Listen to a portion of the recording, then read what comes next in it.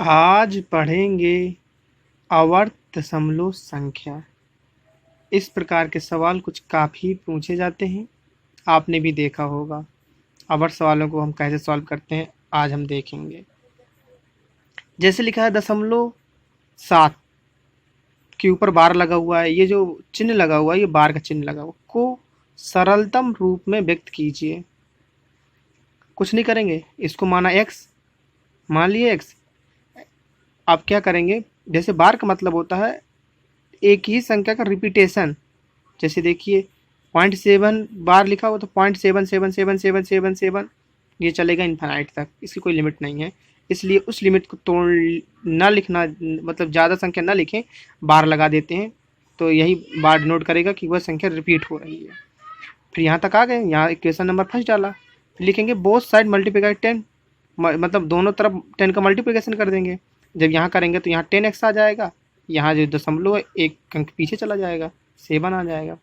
अब क्या करेंगे, ये समीकरण दूसरा हो जाएगा। समीकरण दूसरे को पहले से घटा देंगे, समीकरण दूसरे में पहला घटा देंगे तो ये आएगा। इसको सॉल्व करेंगे तो 7/9 आया। मतलब हमें यह पता चला कि जितनी संख्या में दशमलव के बाद बार लगा हुआ है उतने में एक 9 आ गया। जैसे हम प्रैक्टिस से देखेंगे, प्रैक्टिस में देखें, जैसे लिखा 0.13 बार लिखा हुआ है तो कुछ नहीं किया, डिवाइड किया पहले। अब कितने संख्या में बार लगा, एक संख्या में बार लगा हुआ है तो 9 लिख दिया। अब जितनी संख्या में बार नहीं लिखा रहता है उतना नीचे 0 करते हैं, ठीक है। अब ऊपर की क्या कंडीशन है, जैसे यहाँ पर लिखा हुआ, इसको अगर बार भूल जाए तो यहाँ पर लिखा हुआ 13 लिखा हुआ है। अब देखिए जितने में बार नहीं लगा रहता उतनी संख्याओं का आगे घटा दिया जाता है। जैसे यहाँ पर देखो 13 है, अब आगे 1 है तो 1 को आगे घटा दिया जाएगा, तो ये 13 - 1 करेंगे तो 12/90। अगला देख लिया जाए, जैसे लिखा 0.2, जैसे 53 लिखा, 53 के ऊपर बार लगा हुआ है, जितने में बार लगा हुआ है उतना नीचे लिखेंगे 9। तो दो संख्या में बार लगा तो 2 बार 9 लिख दिया, जितनी संख्या में नहीं लगा उतने 0 बढ़ाएंगे, तो 1 में नहीं लगा 0 लिख दिया। अब देखिए 253 में है, पूरा कितना है 253, 253 के आगे 2 है। अब इस 2 को माइनस करेंगे तो डायरेक्ट कर दिया, 253 में 2 घटाएंगे तो 2 संख्या और बैठे, ये आ गया। अगला देख लिया जाए, जैसे लिखा 0.147 में तीनों बार लगा हुआ है, कोई दिक्कत नहीं। अब इसमें क्या 0 घटाएंगे तो कुछ नहीं आएगा, 147 से आ जाएगा। अब कितने संख्या में 1 2 3, 3 बार 9 आ गया। अब अगला देखेंगे, जैसे लिखा 0.247। अब देखिए यहाँ पर 7 बस में बार लगा हुआ है तो 1 बार 9 आ गया। अब दो संख्याओं में बार नहीं लगा हुआ है तो 2 बार 0 लिख दिया। अब पूरी संख्या कैसी है 247 है। अब 247 में क्या घटाएंगे, आगे 24 लिखा हुआ तो 24 पूरा घटा देंगे, 247 में 24 घटाएंगे तो 223/900 आ जाएगा। ये हमारे सब क्या होते जा रहे हैं, ये सब हमारे आंसर होते जा रहे हैं, ये सब हमारे आंसर थे। जैसे अब अगला देखेंगे, अगला क्वेश्चन ये है। अगला क्वेश्चन में क्या कहा जा रहा है कि 3.5 के ऊपर बार लगा हुआ है। अब देखिए पहले 0 चला था, अब दशमलव के आगे भी कोई डिजिट है, का मान क्या होगा। कुछ नहीं करना, 3 लिखा तो इसको इस तरह लिख सकते कि नहीं लिख सकते, लिख सकते। 3 से कुछ मतलब नहीं है क्योंकि हमें बार हटाना था तो इसमें बार लगा ही नहीं है, पहली बात तो हटाएंगे क्या। फिर प्लस है, फिर देखिए यहाँ पर क्या, इसको वही रूल आगे वाले रूल से देखेंगे तो 1 में बार लगा तो 9 आ गया, इसको सॉल्व करेंगे तो ये हो गया, ये हमारा क्या हो गया, ये हमारा हो गया आंसर। अब अगला देखेंगे 4.18 के ऊपर बार लगा हुआ है। ये देखिए सब टाइप के हमने लगा दिया। अब इससे आप किताब से लगाइए, सब मैच करेंगे इसी में।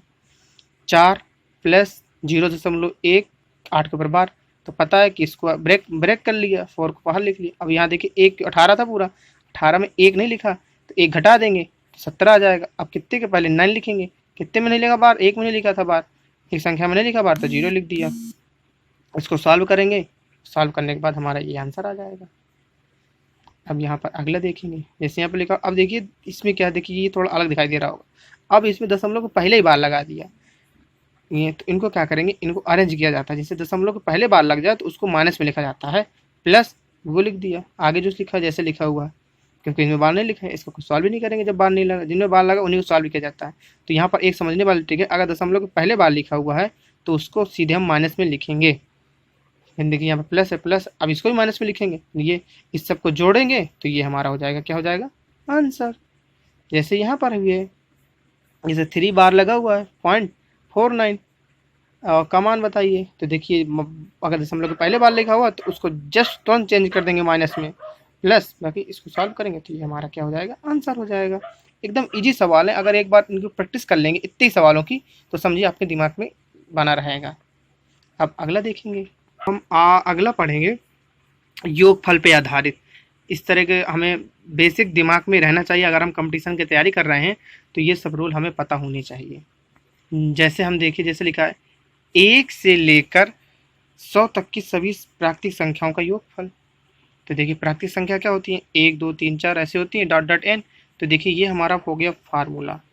देखिए ये कौन सा फार्मूला है, जब 1 से लेकर 100 तक है सभी प्राकृतिक संख्याओं का योगफल। तो योगफल का फार्मूला है n+1/2। तो देखिए 100 तक कहा गया था, तो n की जगह 100 हो गया।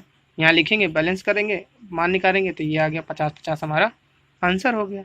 अब दूसरा कह रहा है 1 से लेकर 100 तक की सभी प्राकृतिक संख्याओं के वर्गों का योगफल। ये देखिए यहाँ पर थोड़ा अरेंज करना था, वर्गों का योगफल। तो देखिए वो ये वर्ग बने हुए, वर्गों के योगफल के लिए ये फार्मूला आपको याद करना पड़ेगा। इसके लिए कोई ट्रिक नहीं है, ये फार्मूला हमें याद ही करना पड़ेगा। ये जनरल फार्मूला है, आप इन्हें पहले भी देखा होगा। तो एक बार इनकी स्क्रीनशॉट ले लीजिएगा और थोड़ा याद कर लीजिएगा इनको। जैसे यहाँ पर 10 बोला तो n की जगह 10 लिखेंगे, बैलेंस करेंगे तो ये आएगा, इसको जब सॉल्व करेंगे तो यही हमारा क्या हो गया, आंसर हो गया। फिर कह रहा है 1 से लेकर 10 तक की सभी प्राकृतिक संख्याओं के घनों का योगफल। तो घने के योगफल में कुछ नहीं करना, जो प्राकृतिक संख्याओं का था उसको वर्ग कर देंगे और डायरेक्ट हमारा आंसर आ जाएगा। ये किसको करेंगे, 10 संख्याओं तक का 10 करेंगे तो इसके जब वर्ग करेंगे तो यहाँ पर 55 आएगा, 55 को वर्ग करेंगे 30-25 आ जाएगा आंसर। फिर कह रहा है प्रथम 10 सम संख्याओं का योगफल। देखिए सम संख्याओं के लिए कहा है n+1 है, 10 कह दिया, n की जगह 10 लिख दिया, सॉल्व करेंगे तो 110 हमारा आंसर हो गया। फिर कह रहा है प्रथम 10 विषम संख्याओं का योगफल बताइए। अब यहाँ पर कहा है प्रथम 10 विषम संख्याओं का, तो विषम संख्याओं में कुछ नहीं है, n² याद कीजिएगा, ये हमारा n² है, n² करेंगे 10 का 10 का स्क्वायर 100, तो 100 हमारा आंसर हो गया। फिर कह रहा है, फिर अगला पॉइंट कह रहा है कि 1 से लेकर 55 तक की सभी विषम संख्याओं का योगफल। अब देखिए 1 से लेकर 55 तक की सभी विषम संख्याओं का योगफल, तो कुछ नहीं करना, पहले 55 में 2 से भाग दे देंगे, 2 से भाग दिए तो ये आया। तो ये जो होता है ये सम संख्या होता है, और इसका जो शेष फल है उसको जोड़ दिया जाए तो वह कुल विषम संख्या बताएगा। क्या बताएगा, जो यहाँ पर भाग फल आता है वो तो पहले सम संख्या आएगा, क्योंकि 2 से भाग दिया है तो यहाँ पर सम आएगा। अब ये विषम है, इन दोनों को जोड़ देंगे तो 28 विषम संख्या आएंगी 1 से 55 तक की।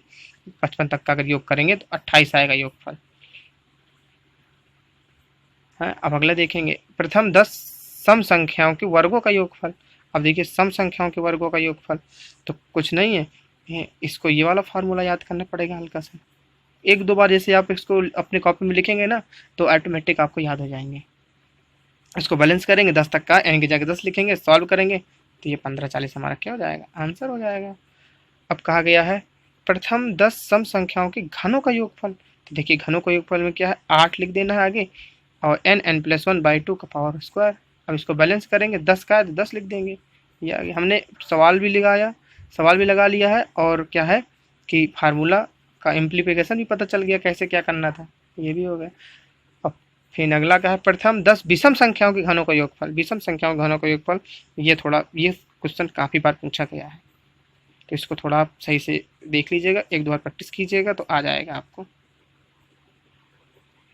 ठीक है। जैसे अब यहाँ 10 का था तो इनकी जगह 10 लिखना है, सॉल्व करेंगे तो ये हमारा हो गया आंसर। फिर क्या कहा है, प्रथम 10 विषम संख्याओं के वर्गों का योगफल।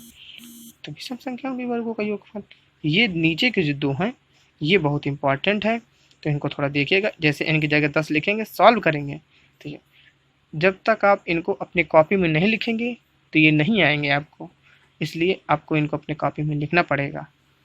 और ये जो पहला वाला था, पहला बहुत इंपॉर्टेंट है। अभी हम कल से मजदूर, जैसे कार वाले वर्क एंड जो कार वाले सवाल होते हैं, कल से सवाल पढ़ाएंगे। तो कल पूरे हमारे लेक्चर देखते रहिएगा, कल नया टॉपिक स्टार्ट होगा, time and work. Thank you for watching and more videos share my channel.